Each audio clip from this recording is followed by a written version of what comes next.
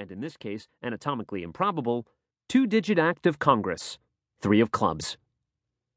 This tawdry tableau, which I'm not proud to commit to the page, goes a long way toward explaining the unlikely spot I find myself in at the moment. Sitting to my left is Ram Kohli, an unshaven 25-year-old business consultant from Richmond, Virginia, who was also the defending United States memory champion. To my right is the muzzle of a television camera from a national cable network. Spread out behind me, where I can't see them and they can't disturb me, are about 100 spectators and a pair of TV commentators offering play-by-play analysis. One is a blow-dried veteran boxing announcer named Kenny Rice, whose gravelly bedtime voice can't conceal the fact that he seems bewildered by this jamboree of nerds. The other is the Pele of U.S. memory sport, a bearded 43-year-old chemical engineer and 4-time national champion from Fayetteville, North Carolina, named Scott Hagwood. In the corner of the room sits the object of my affection, a kitschy 2-tiered trophy consisting of a silver hand with gold nail polish brandishing a royal flush, and, in a patriotic flourish, 3 bald eagles perched just below.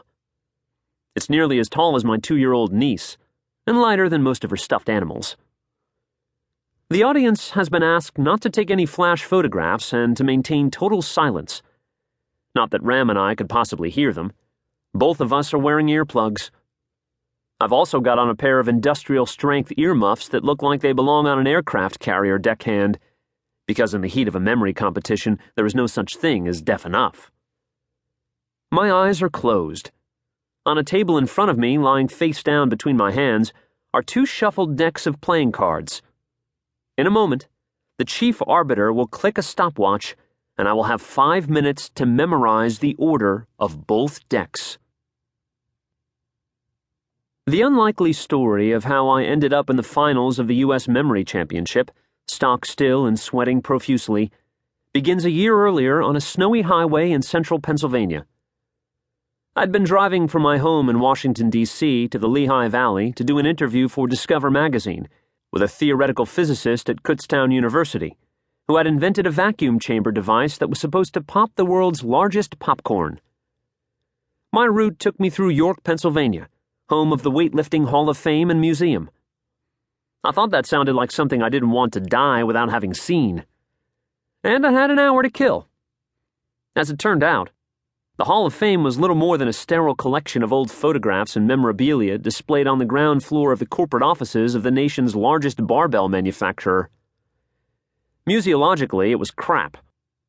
But it's where I first saw a black-and-white photo of Joe the Mighty Atom Greenstein, a hulking 5'4" Jewish-American strongman who had earned his nickname in the 1920s by performing such inspiring feats as biting quarters in half and lying on a bed of nails while a 14-man Dixieland band played on his chest.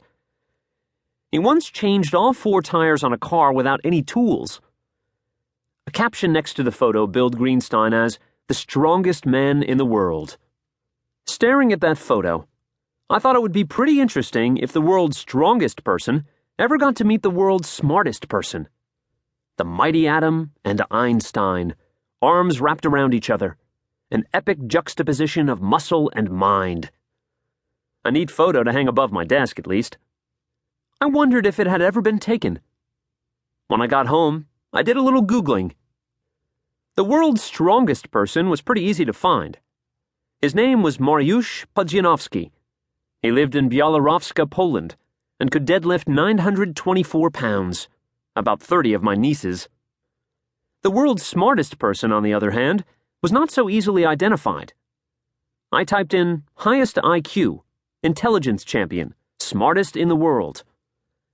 I learned that there was someone in New York City with an IQ of 228, and a chess player in Hungary who once played 52 simultaneous blindfolded games.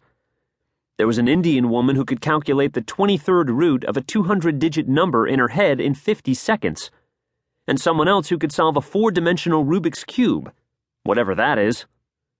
And of course, there were plenty of more obvious Stephen Hawking types of candidates. Brains are notoriously trickier to quantify than brawn.